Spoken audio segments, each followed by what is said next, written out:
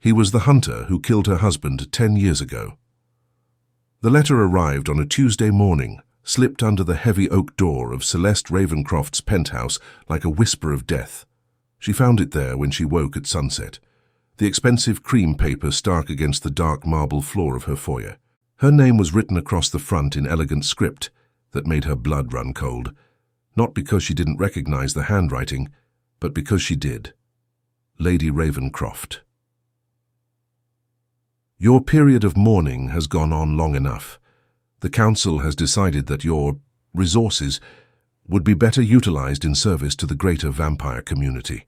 You have 3 days to present yourself before the High Court, or we will come to collect you ourselves. Regards, Lord Aldrich Blackthorne, High Inquisitor. Celeste's hands trembled as she read the letter a second time, then a third. 10 years. She had been left alone for 10 years, allowed to grieve in peace in her self-imposed exile. But apparently, her time was up. The Vampire Council wanted her back. More specifically, they wanted her gift back, the rare ability to walk in daylight that had made her one of their most valuable assets before her world had shattered. Before the hunters had taken everything that mattered from her. Before they had killed Adrian, she crumpled the letter in her fist, her enhanced strength turning the expensive paper to dust. The Council could threaten all they wanted, but she would not go back to that life. She would not become their weapon again, not when every mission would remind her of what she had lost. But she also couldn't ignore the threat. Lord Blackthorne was not known for making idle promises, and if the Council had decided she was more valuable to them than she was dangerous, they would stop at nothing to bring her back into the fold, which meant she needed protection. The irony was not lost on her. Celeste Ravencroft, once one of the most feared vampires in existence, reduced to hiring a human bodyguard because she couldn't bear to trust her own kind.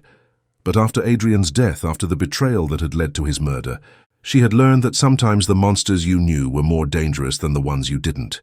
She made the call that night, using a secure line to contact the private security firm that had been recommended by her lawyer. The conversation was brief and professional. She needed protection. Money was no object, and discretion was paramount.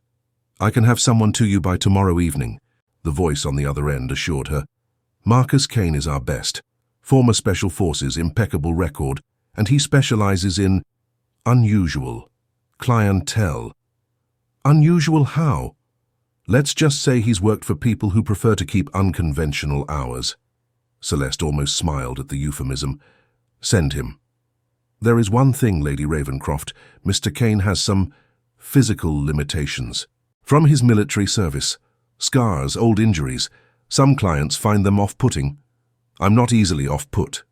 "Very good. He'll be there tomorrow at sunset." After she hung up, Celeste stood at the floor-to-ceiling windows of her penthouse, looking out over the city that sprawled below her like a glittering web. Somewhere out there, the Council's agents were probably already watching, waiting for her to make a move. And somewhere else, a human man was preparing to put his life on the line to protect a monster he had never met. She wondered if he knew what he was getting himself into. Marcus Kane arrived precisely at sunset, as promised. Celeste watched him from her security monitors as he approached the building. A tall, broad-shouldered man in his late 30s, moving with the controlled grace of someone who had seen combat. His dark hair was cropped short in a military style, and even through the grainy video feed, she could see the network of scars that covered the left side of his face. He was exactly what she had expected from a former soldier-turned-bodyguard. What she hadn't expected was the way her breath caught when she saw him, or the strange sense of familiarity that washed over her like a cold tide. She shook off the feeling and buzzed him up. "Lady Ravencroft?" His voice was deep and professionally neutral when she opened the door. "Marcus Kane, Sentinel Security." "Mr. Kane, please come in." He stepped into her foyer with the careful awareness of someone trained to assess threats, his eyes taking in the expensive furnishings, the strategic placement of mirrors, the lack of religious symbols. If he found anything unusual about her decor choices, he didn't comment. "I understand you're in need of protection," he said, turning to face her fully. That's when Celeste got her first clear look at him, and the world tilted on its axis. The scars were extensive, a jagged line that ran from his left temple to his jaw, smaller marks that spoke of shrapnel or flying glass, and something that looked like a burn across his neck. But it was his eyes that stopped her cold. Dark brown, almost black, with a weight of sadness that she recognized all too well. She had seen those eyes before, in nightmares. In the face of the man who had... "Lady Ravencroft, are you all right?" His voice snapped her back to the present. She realized she had been staring, her enhanced senses picking up details that a human would miss, the way he favored his left leg slightly, the careful way he held his right shoulder, the faint scent of old pain that clung to him like cologne. "I'm fine," she managed. "Please, have a seat. Can I offer you something to drink? Coffee, if you have it. Black." She moved to the kitchen, grateful for the excuse to turn away from those eyes. Her hands shook as she prepared the coffee, muscle memory taking over while her mind raced. It couldn't be him. The man who had killed Adrian was supposed to be dead, killed in the same explosion that had taken out most of his hunting team. But those eyes... "You have a beautiful home," Marcus said when she returned with his coffee. He had positioned himself where he could see both the main entrance and the windows, a professional habit that she found oddly comforting. "Thank you, I don't entertain often. The file said you've been living alone for some time. 10 years. The words came out sharper than she intended. "I'm sorry for your loss." Something in his tone made her look at him more closely. There was genuine sympathy there, but also something else. Something that looked almost like guilt. "What makes you think I've lost someone?" she asked carefully. "The way you said 10 years, like it was a marker, an anniversary." He took a sip of his coffee, his movements precise and controlled. "In my experience, people don't isolate themselves for a decade unless something significant happened to drive them to it." "And you have a lot of experience with isolation?" "Some." "What drove you to it?" For a moment, something flickered across his face. Pain, regret, something too complex to name. "That's not relevant to your security needs, isn't it? I'm trusting you with my life, Mr. Kane. I think I have a right to know what kind of man you are. I'm the kind of man who keeps his clients alive." "That's not what I meant." "I know what you meant." He set down his coffee cup and met her gaze directly. "I'm the kind of man who's made mistakes. Big ones. The kind that cost people their lives. But I'm also the kind of man who's learned from those mistakes and who won't make them again." "What kind of mistakes?" "The kind that haunt you." There was something in his voice, a weight of genuine remorse that made her chest tighten. She had expected to hate him, if this was indeed the man she thought he was. But sitting here, listening to him speak about mistakes and haunting, she found herself feeling something far more complicated. "Tell me about the threats you've been receiving," he said, clearly wanting to change the subject. Celeste pulled out the letter from the council, watching his face as he read it. His expression remained neutral, but she caught the slight tightening around his eyes when he reached the part about being collected. "This council," he said when he finished reading, "they're vampires." It wasn't a question. "Yes, and you're also a vampire. I assume your agency briefed you on that. They mentioned you had special dietary requirements and preferred to meet after dark. I put the pieces together."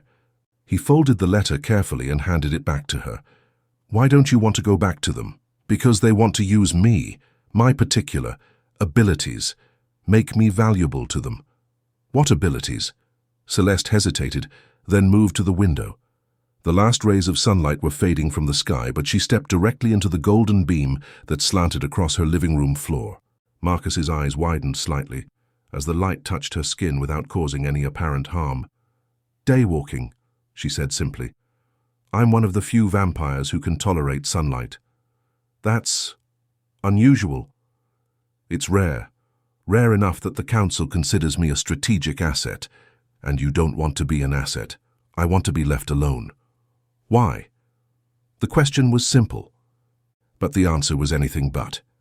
How could she explain that she had once been their most loyal soldier, that she had believed in their cause, their vision of vampire supremacy, until the night everything changed? until the night the hunters came for Adrian. "I lost someone," she said finally. "Someone important. The Council's missions. They're what put him in danger." "I'm sorry. Are you?" The words came out before she could stop them, sharp with 10 years of suppressed rage. Marcus looked at her with surprise. "Of course I am. Loss is. I know what it's like to lose someone you love." "Do you?" "Yes." "Who did you lose?" Again, that flicker of pain across his features. "My team, my whole unit, actually. We were on a mission that went bad. Very bad." "What kind of mission?" "The classified kind. Mr. Kane." "Marcus, and I know you want details, but some things are better left buried." "Are they? Or are some things better brought into the light?" He was quiet for a long moment, staring into his coffee cup as if it might hold answers to questions he didn't want to ask. "What happened to your husband?" he said finally. The question hit her like a physical blow. "How did you know I was married? Wedding ring tan line. You still wear it sometimes, but not always. And the way you talk about loss. It's specific. Personal." Celeste looked down at her left hand, at the pale band of skin that even 10 years hadn't completely erased. She had stopped wearing Adrian's ring years ago, but apparently the mark of it remained. "He was killed," she said quietly, "by hunters." Marcus went very still. "Hunters. Humans who hunt vampires. They're not as common as they used to be, but they still exist." "I see. Do you? Do you really?" She studied his face, looking for any sign of recognition, any hint that he knew more than he was letting on. "They came in the night.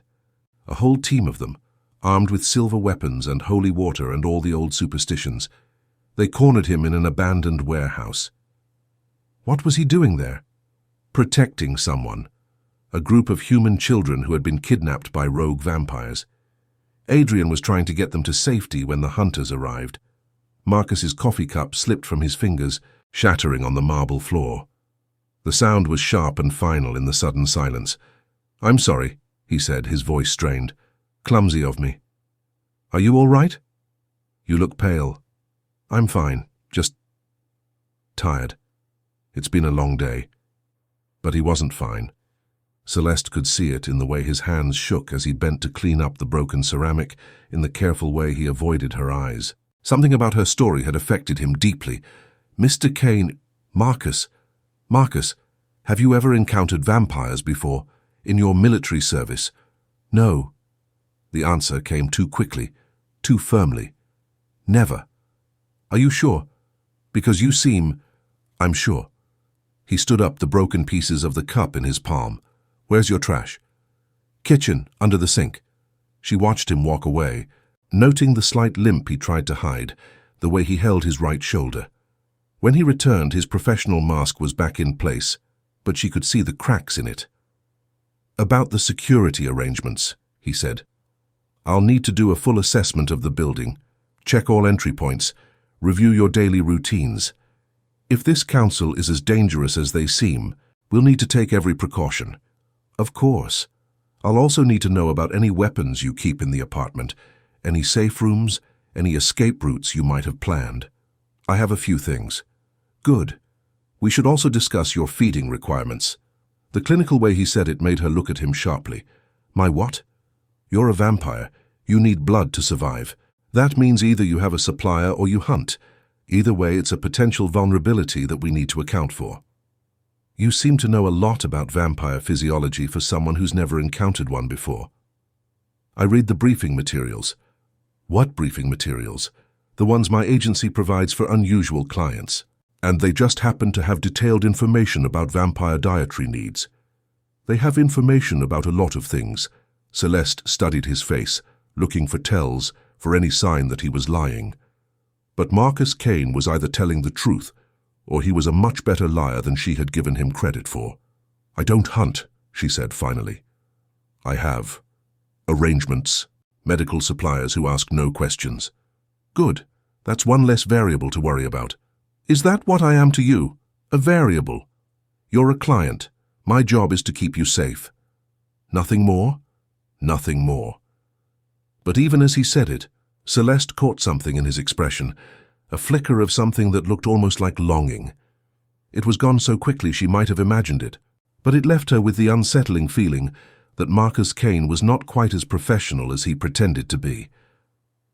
"I should get started on that security assessment," he said. "If you don't mind, I'd like to check the building's perimeter first." "Of course. I'll show you around." They spent the next hour going through her building's security systems, checking locks and alarms and sight lines. Marcus was thorough and professional, asking pointed questions about her routines and habits, but Celeste found herself watching him more than listening to his recommendations. There was something about the way he moved, the way he held himself, that nagged at her. She had seen it before, that particular combination of military precision and barely contained violence. She had seen it in Lady Ravencroft. "What? I'm sorry, I was distracted.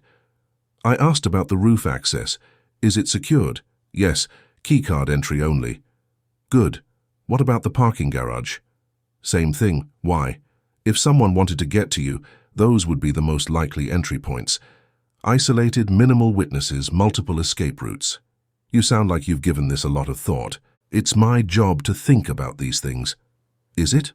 Or do you have personal experience with extraction scenarios?" Marcus stopped walking and turned to face her. "What are you implying?" "I'm not implying anything. I'm asking directly. Have you ever been involved in operations designed to capture or kill vampires?" "No." "Have you ever been involved in operations designed to capture or kill anyone?" "That's not relevant to—" "It's relevant to me. I'm trusting you with my life, Marcus. I need to know who you are." "I'm someone who keeps his word. That's all you need to know." "Is it?" They stared at each other for a long moment, the tension thick between them. Finally, Marcus looked away. "We should head back upstairs," he said. "I want to check the apartment's internal security." The rest of the evening passed in professional efficiency. Marcus examined her locks, tested her alarm system, and made notes about potential vulnerabilities. He was thorough and competent, but Celeste could feel the distance he was maintaining between them. It wasn't until he was preparing to leave that she finally asked the question that had been burning in her mind all evening. "Marcus?" "Yes?" "That mission you mentioned, the one where you lost your team, when did it happen?" He paused in the doorway, his hand on the frame. 10 years ago." 10 years ago when?" "October 15th. Celeste's world went white around the edges. "October 15th, the same night Adrian had died." "I see," she managed. "I'll be back tomorrow evening. Try to stay inside until then." "Marcus?" "Yeah? Be careful out there. The world can be a dangerous place." Something in her tone made him turn back to look at her. For a moment their eyes met, and she saw something in his gaze that made her breath catch. Recognition. Guilt. And something that looked almost like longing. "You too, Lady Ravencroft. You too." After he left, Celeste stood at her window and watched him walk away into the night. Her enhanced vision allowed her to track him for several blocks, noting the way he moved, the way he carried himself. She had been right. She did know him. Marcus Kane was the hunter who had killed her husband. And tomorrow, she would have to decide what to do about it. Celeste didn't sleep that night. She stood at her windows as the city slowly awakened below her, watching the sun rise over buildings that held a decade of memories she had tried to forget. Her mind raced through possibilities, scenarios, plans for revenge that tasted like ash in her mouth. Marcus Kane. The name was different, but the face was unmistakable once she looked past the scars. He had been younger then, unmarked by whatever explosion had nearly killed him. But those eyes were the same, dark and haunted, and carrying a weight that she now understood. She had watched from the shadows that night 10 years ago, as his team had cornered Adrian in the warehouse. Had seen the moment when Marcus, going by a different name then, she was sure, had raised his weapon and fired the silver-tipped bolt that had pierced her husband's heart. Adrian had been trying to protect 3 human children, refugees from a vampire trafficking ring, that the council had been slow to shut down. He had been unarmed, his hands raised in surrender, when the hunters had burst through the doors. It hadn't mattered. To them he had been just another monster to be eliminated. But now, Sitting in her apartment with the taste of Marcus's coffee still lingering in the air, Celeste found herself remembering other details from that night. The way Marcus had hesitated before firing, the way he had shouted at his team to check for survivors, the way he had knelt beside Adrian's body afterward, his face twisted with something that had looked almost like grief. At the time, she had assumed it was satisfaction, the hunter's pride in a successful kill. Now she wondered if it had been something else entirely. Her phone rang at noon, jarring her from her thoughts. "Lady Ravencroft, this is Marcus. I wanted to check in. Make sure you're all right." His voice was carefully neutral, but she could hear something underneath it. Tension, worry, maybe even fear. "I'm fine," she said. "Just thinking." "About what?" "About the past. About choices we make and the consequences that follow us." There was a long pause. That's a heavy topic for a Tuesday afternoon." "Is it? I find that the past has a way of catching up with us, no matter how far we try to run from it." "Lady Ravencroft. Celeste. Please. Celeste. Is there something specific you want to talk about?" "Yes, actually. I was wondering if you could tell me more about that mission you mentioned, the one where you lost your team." Another pause, longer this time. "Why?" "Because I think it might be relevant to my current situation. How could a classified military operation from 10 years ago be relevant to vampire politics? You'd be surprised how interconnected things can be." "Celeste, I can't or won't. Both, even if it might help keep me safe." She heard him sigh on the other end of the line. "What exactly do you want to know?" "Everything. What kind of mission it was, who your targets were, what went wrong." "I can't give you operational details. Then give me personal ones. Tell me how you felt when it happened. Tell me what it cost you. Why is this important to you?" "Because I think we might have more in common than either of us realized." There was silence for so long that Celeste wondered if he had hung up. Finally, his voice came back, quieter than before. "It was a search and rescue operation. At least, that's what we were told." "What were you really doing?" "Hunting monsters." The words hung in the air between them like a confession. Celeste closed her eyes, feeling the confirmation settle into her bones like ice. "What kind of monsters?" she asked. "The kind that steal children, the kind that feed on innocence." "And did you find them?" "We found something. Someone. But it wasn't what we expected." "What did you expect?" "A killer, a predator, someone who deserved what we were there to do. And instead we found someone who was trying to save the very children we thought he had taken." Celeste's breath caught. "What happened then? We made a mistake, a big one, and people died because of it." "How many people?" "Too many." "Marcus, I have to go. I'll see you tonight." The line went dead, leaving Celeste staring at her phone and feeling like the ground had shifted beneath her feet. He knew. Maybe not the specifics, maybe not her connection to Adrian, but he knew that what had happened that night had been wrong. The question was, what was she going to do about it? Marcus arrived that evening looking like he hadn't slept either. The shadows under his eyes were deeper, and there was a tension in his shoulders that spoke of old pain being dragged into the light. "You look tired," Celeste observed as she let him in. "Couldn't sleep." "Bad dreams?" "Something like that." She led him to the living room, noting the way he moved, more carefully than the night before, as if his old injuries were bothering him. "Coffee?" she offered. "Please." When she returned with his cup, she found him standing at the window, staring out at the city with an expression she couldn't read. "Penny for your thoughts," she said. "Just thinking about the past. Like you said yesterday, it has a way of catching up with us." "Does it bother you, the past?" "Every day." "What bothers you most about it?" Marcus turned to face her, and she was struck again by the weight of sadness in his eyes. "The things I can't undo, the people I can't bring back. Is that why you became a bodyguard? To protect people instead of whatever you did before?" "Partly." "What's the other part?" "Penance." The word was spoken so quietly she almost missed it, but the pain behind it was unmistakable. "Penance for what?" for being the kind of man who followed orders without asking enough questions, for believing that the world was black and white, good and evil, us and them. He took a sip of his coffee, his hands steady despite the tremor in his voice. For killing someone who didn't deserve to die. Celeste set down her own cup with trembling fingers. Tell me about him. Who? The person you killed. The one who didn't deserve to die. Marcus was quiet for so long that she thought he might not answer. When he finally spoke, his voice was barely above a whisper. He was trying to save 3 children, human children who had been taken by creatures that fed on fear and pain. We had been tracking the kidnappers for weeks, following a trail of missing kids and drained bodies. And you found them? We found him.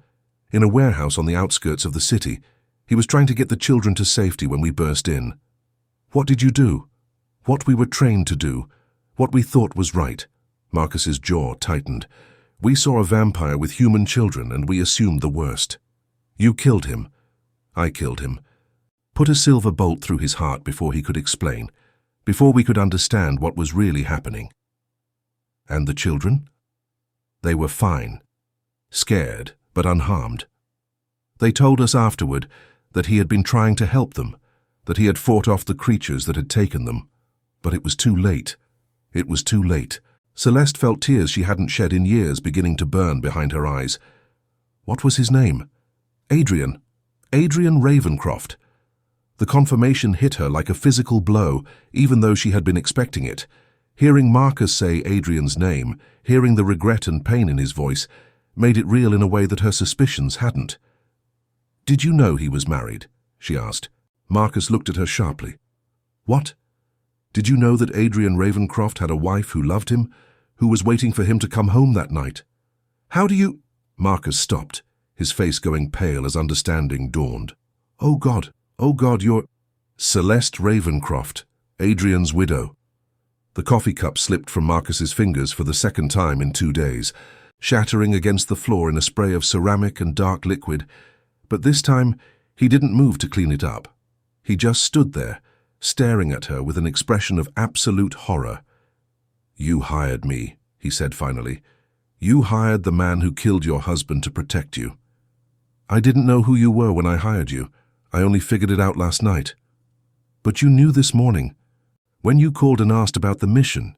Yes, and you didn't. You didn't have me killed. You didn't call the council and have them tear me apart. No. Why? It was a good question, and one that Celeste had been asking herself all day. Why hadn't she called in favors, summoned allies, arranged for Marcus Kane to disappear as quietly and efficiently as he had made Adrian disappear? Because I wanted to understand, she said finally. I wanted to know who you really were, what kind of man could kill my husband and then spend 10 years protecting people. I'm the kind of man who makes mistakes, fatal ones. Are you, or are you the kind of man who learns from his mistakes? Does it matter? Adrian is still dead, you're still alone. Nothing I do can change that. No, it can't, but it might change what happens next. Marcus looked at her with something that might have been hope. What do you mean? I mean that I have a choice to make. I can kill you. And believe me, I have the power to do it. I can make you suffer the way I've suffered for 10 years. I would deserve it. Yes, you would, or I can try to understand why a man who was capable of such violence has spent the last decade trying to atone for it. Celeste, tell me about the explosion. The one that gave you those scars. Marcus touched his face unconsciously, his fingers tracing the jagged line that ran from temple to jaw. It happened 3 days after Adrian. We were tracking the real kidnappers, the ones who had taken those children in the first place. You went after them? I went after them. My team thought I was losing it, becoming obsessed. They were probably right. What happened? We found their nest, an old subway tunnel that they had turned into a feeding ground. There were dozens of children down there. Some alive, some not. Celeste closed her eyes, imagining the horror he must have witnessed. We went in hard and fast, Marcus continued, but they were waiting for us. They had rigged the whole place with explosives. When they realized they couldn't win, they brought the roof down on all of us. Your team, all dead. I was the only one who made it out, and barely. Spent 6 months in a military hospital, another year in physical therapy. And then? And then I realized that I couldn't go back to the life I had been living, couldn't be a soldier anymore, couldn't follow orders without question, so I became something else. A protector instead of a killer. I tried to be. And have you succeeded? I don't know. I've kept people alive, if that's what you mean, but I've never been able to bring back the one person who mattered most. Adrian. Adrian. They stood in silence for a long moment, the weight of 10 years of grief and guilt hanging between them. Like a bridge, neither was sure they could cross. "Marcus," Celeste said finally, "look at me." He raised his eyes to meet hers, and she saw everything there. The pain, the regret, the desperate hope that somehow, some way he might find forgiveness for the unforgivable. "I don't forgive you," she said quietly. His face crumpled, and she saw him brace himself for whatever was coming next. "But I don't hate you either. Not anymore. I don't understand. Neither do I. But I know that the man who killed my husband was a soldier following orders. And the man standing in front of me now is someone who has spent 10 years trying to make amends for those orders. It's not enough. It will never be enough. No, it won't. But it's something. What does that mean for us? For this arrangement?" Celeste considered the question. What did it mean?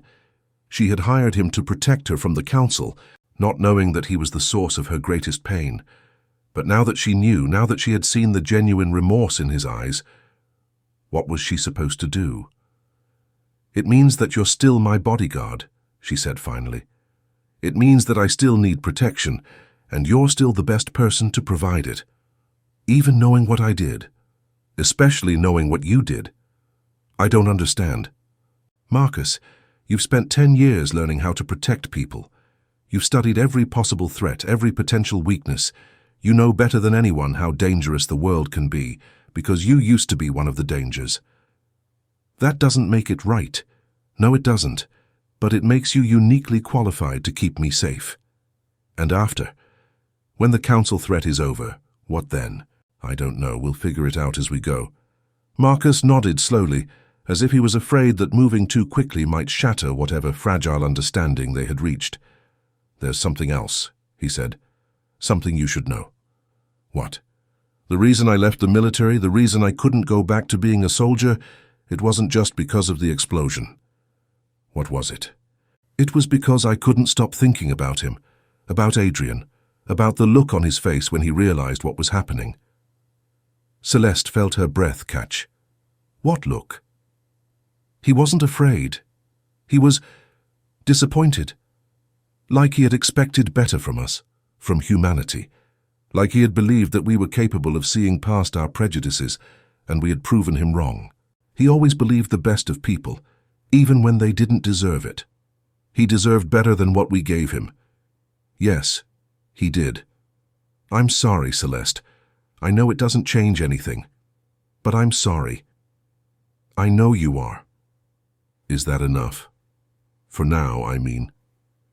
Celeste looked at this man who had destroyed her life and was now trying to protect it, and felt something shift inside her chest. Not forgiveness. She wasn't ready for that, might never be ready for that. But something else. Something that felt almost like understanding. For now, she said. It's enough for now. The next few days passed in a strange kind of suspended animation. Marcus continued his security assessments, checking and rechecking every possible vulnerability in her building and her routines. But there was a new tension between them now, a weight of shared knowledge that colored every interaction. Celeste found herself watching him when he thought she wasn't looking, studying the way he moved, the way he held himself. She was looking for signs of the killer he had been, but what she found instead was evidence of the protector he had become. He was thorough to the point of obsession, checking locks multiple times, varying his patrol routes, never allowing himself to fall into predictable patterns.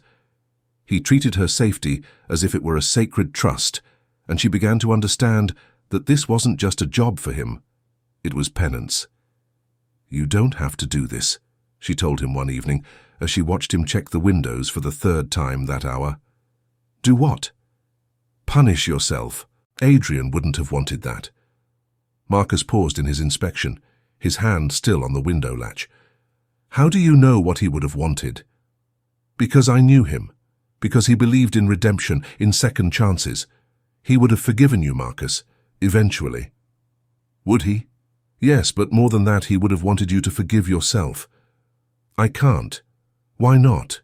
Because if I forgive myself, if I let go of the guilt, then what's to stop me from making the same mistake again? The fact that you're not the same man who made that mistake. How can you be sure? Because the man who killed Adrian would never have spent 10 years protecting people. He would have found a way to justify what he did and moved on. Maybe I'm just better at lying to myself. Are you? Marcus turned to face her, and she saw the uncertainty in his eyes. I don't know anymore. I've been carrying this guilt for so long, I'm not sure who I would be without it. Maybe that's something we should find out. Together? Together. It was a dangerous word, loaded with implications that neither of them was ready to fully explore. But as they stood there in the gathering darkness, with the city lights beginning to twinkle below them, Celeste felt something she hadn't experienced in 10 years. Hope. The attack came on a Thursday night, swift and silent as death itself. Celeste was in her study, reading, when Marcus appeared in the doorway with a look that made her blood run cold. "We have company," he said quietly. 3 vampires on the roof, 2 more in the stairwell. They're not here to talk. The council? Has to be. They're too organized, too professional to be rogues. Celeste closed her book and stood, feeling the familiar calm that had once made her one of the council's most effective agents settle over her like a cloak. How long do we have? Minutes, maybe less. They've disabled the building's security system and they're moving fast. Escape routes? Compromised, they've got the building surrounded. Then we fight. Marcus nodded grimly. I was hoping you'd say that. They moved through the apartment with practiced efficiency, Marcus retrieving weapons from hidden caches, while Celeste armed herself with the silver-edged blades she had hoped never to use again. It felt strange, preparing for battle alongside the man who had killed her husband, but there was no time to dwell on the irony. Celeste, Marcus said as they took positions near the main entrance, before this starts, there's something I need to say. Now, really? Now, because if we don't make it through this, we'll make it through this. If we don't, he continued stubbornly, I need you to know that these past few weeks, working with you, getting to know you, it's been the closest thing to peace I've felt in 10 years. Marcus, I'm not asking for forgiveness. I'm not asking for anything. I just needed you to know. Before Celeste could respond, the front door exploded inward in a shower of splinters and smoke. 3 figures in black tactical gear poured through the opening, moving with the inhuman speed and grace that marked them as vampires. The fight was brutal and brief. Marcus proved that his military training hadn't dulled with age, moving with lethal precision as he engaged the first attacker. But it was Celeste who truly shone, her decade of forced retirement falling away like a discarded coat, as she became once again the weapon the council had trained her to be. She was faster than her attackers, stronger, and infinitely more experienced. But more than that, she was fighting for something they couldn't understand. Not just her life, but her right to choose her own path. When the smoke cleared, 3 council enforcers lay dead on her marble floor, and 2 more were retreating down the stairwell with wounds that would take days to heal. Is it over? Marcus asked, breathing hard as he checked the hallway for more threats. For now. But they'll be back, and next time they'll bring more people. Then we need to end this permanently. We? You don't think I'm going to let you face the council alone, do you? Marcus, this isn't your fight. Isn't it? They're threatening someone under my protection.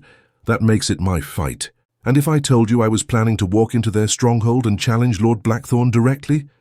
I'd say that sounds like a terrible plan. But you'd come with me anyway. I'd come with you anyway.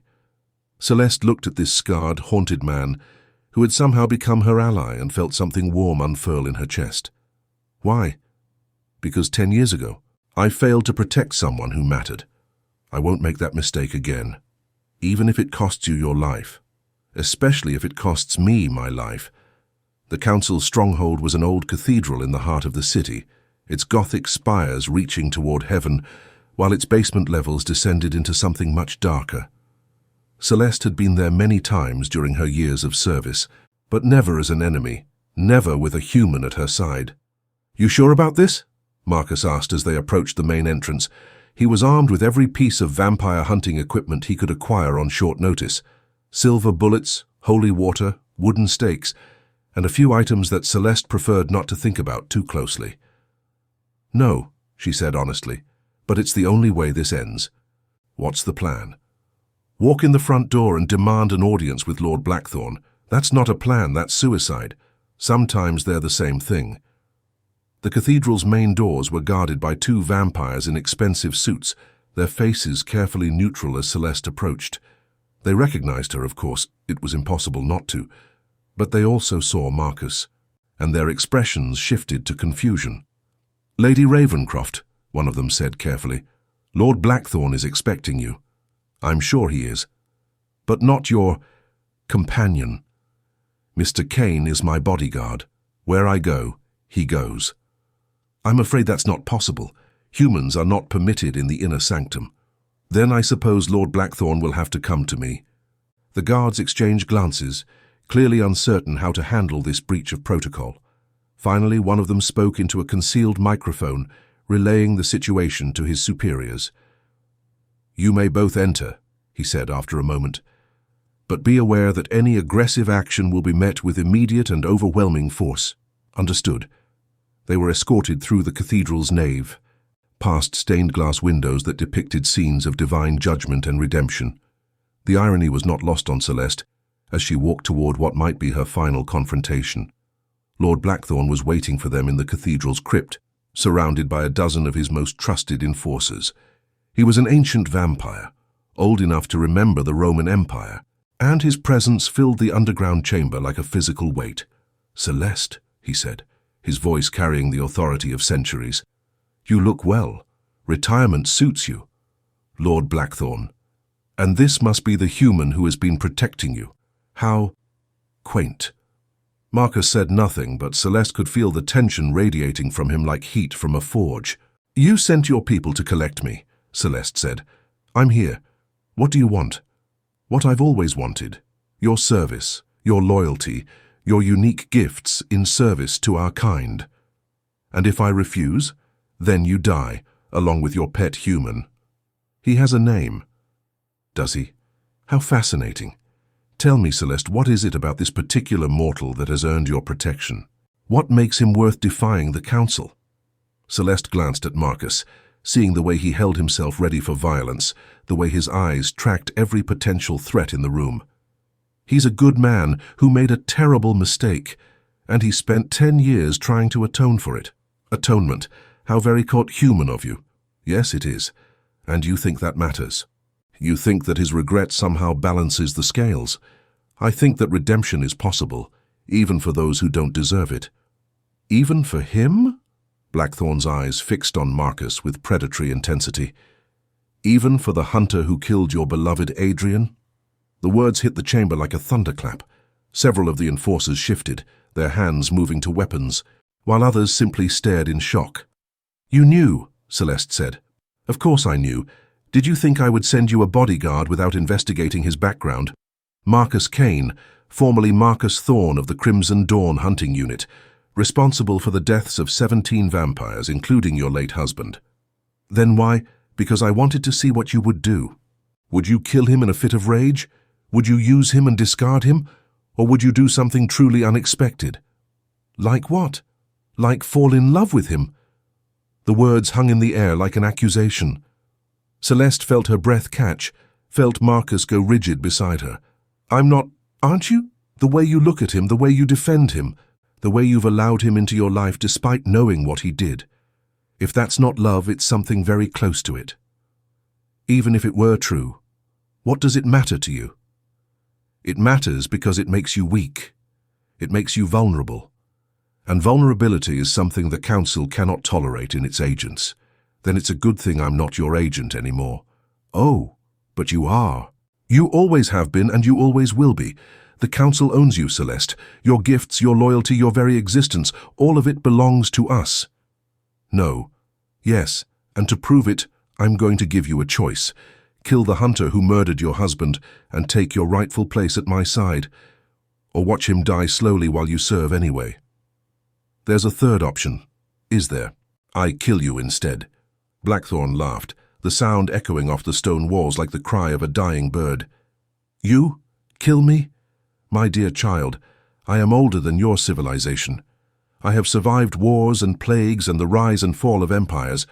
What makes you think you could possibly— He never finished the sentence. Celeste moved with the speed of desperation and the fury of 10 years of suppressed grief, her silver blade finding the gap in his defenses before he could react.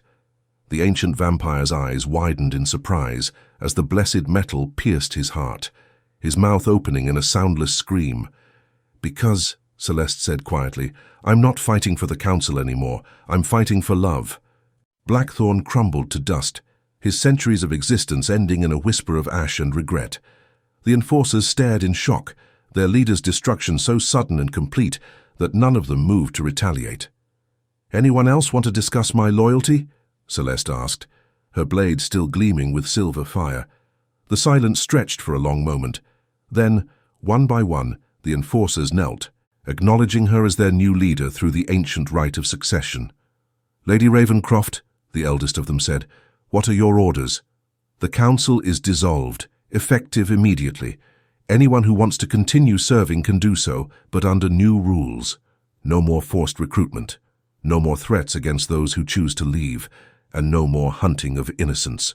And those who refuse to accept the new order will be dealt with accordingly. It was over.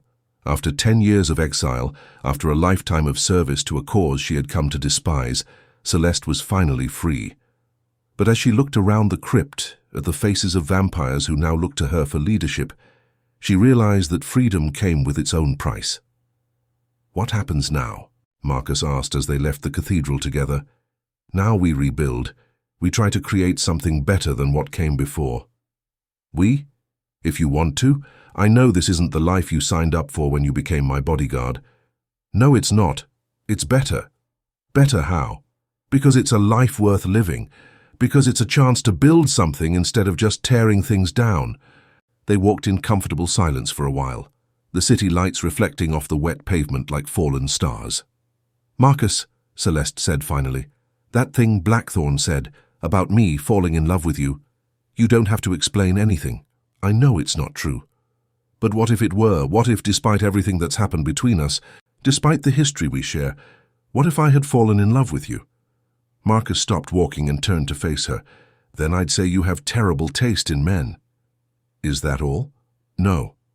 I'd also say that I fell in love with you too, somewhere between the first night you hired me and the moment you chose forgiveness over revenge. Even knowing that I could never fully forgive you for what you did.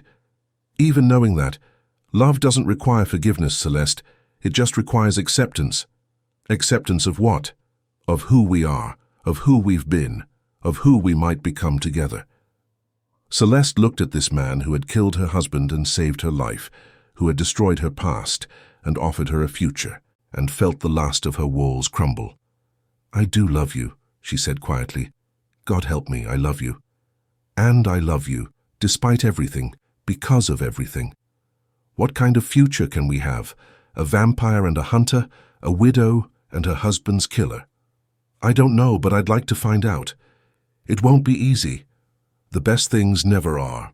There will always be people who can't understand, who can't accept what we are to each other. Let them talk, we know the truth. And what truth is that? That love is stronger than hate. That redemption is possible, that sometimes the most unlikely people can find their way to each other. Celeste reached out and took his hand, marveling at how right it felt despite everything that should have made it wrong. I have one condition, she said. What's that? No more secrets between us. No more hidden truths or buried pasts. If we're going to do this, we do it honestly. Agreed. And I have a condition too. What? Promise me that if you ever decide you can't live with what I did, if the weight of it becomes too much, you'll tell me. Don't just disappear, don't just shut me out, give me the chance to understand. I promise. Then we have a deal. We have a deal. They sealed it with a kiss, there on the empty street with the cathedral spires looming behind them, like monuments to the past they were leaving behind. It was a kiss that tasted of forgiveness and possibility, of love found in the most unlikely places. When they broke apart, Celeste smiled for the first time in 10 years. "So," she said, "what do we do now?" "Now we go home. We figure out how to run a vampire council that actually serves its people. We learn how to love each other despite our history. And if we fail, then we fail together. But I don't think we will. Why not? Because we've already survived the worst thing that could happen to us. Everything else is just details." As they walked home together, hand in hand through the city that had witnessed both their greatest tragedy and their unexpected redemption, Celeste felt something she had thought was lost forever. Peace. Not the peace of forgetting, but the peace of acceptance. The peace of knowing that love could grow in even the darkest soil, that forgiveness was possible even when it seemed impossible, that sometimes the very person who destroys your world can be the one who helps you build a new one. It wasn't the ending she had expected when she hired Marcus Kane to protect her, but it was the ending she needed, and for the first time in 10 years, that was enough. Epilogue, 5 years later. The memorial garden was quiet in the early morning light, dew still clinging to the roses that Celeste had planted in Adrian's memory. She knelt beside the simple stone marker, placing fresh white lilies, his favorite flowers, at its base. "Hello, my love," she whispered to the stone. "I brought someone to meet you." Marcus stood a few feet away, his head bowed in respect. The scars on his face had faded somewhat over the years, but the weight of memory remained in his eyes. "I know this is strange," Celeste continued, her voice soft in the morning stillness. "I know you never imagined I'd fall in love with the man who killed you. I never imagined it either."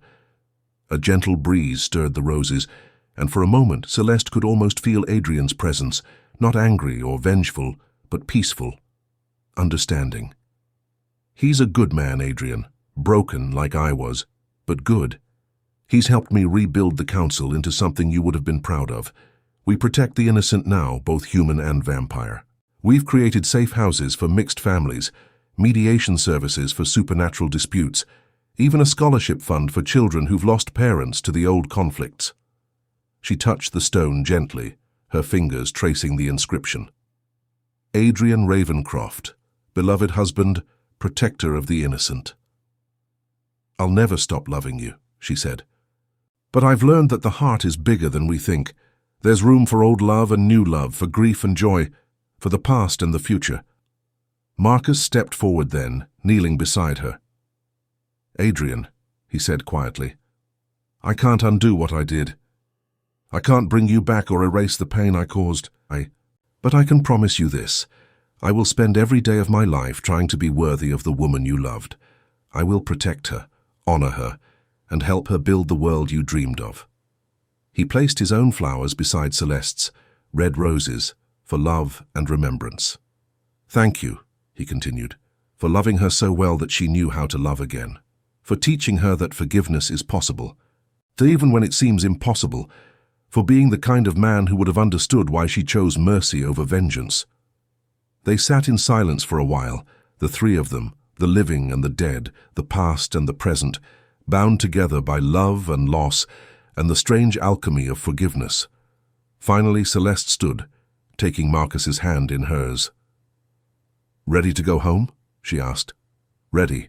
As they walked away from the garden, Celeste felt a sense of completion that had eluded her for 15 years. She had found a way to honor Adrian's memory while embracing her future with Marcus. She had learned that love wasn't a finite resource, that healing didn't require forgetting, and that sometimes the most profound redemption came from the most unlikely sources. The vampire widow and the hunter who had killed her husband, it was an impossible love story, born from tragedy and nurtured by forgiveness. But it was their story, and it was real, and it was enough. Behind them, the roses swayed in the morning breeze, and if anyone had been listening closely, they might have heard something that sounded almost like a blessing carried on the wind. Some loves transcend death. Some forgiveness transcends justice. And sometimes the very person who breaks your world is the one who helps you build it anew.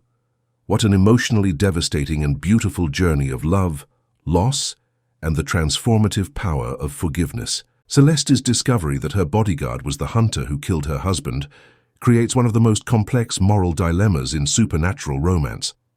Can love truly conquer the deepest betrayal? Which moment hit you hardest?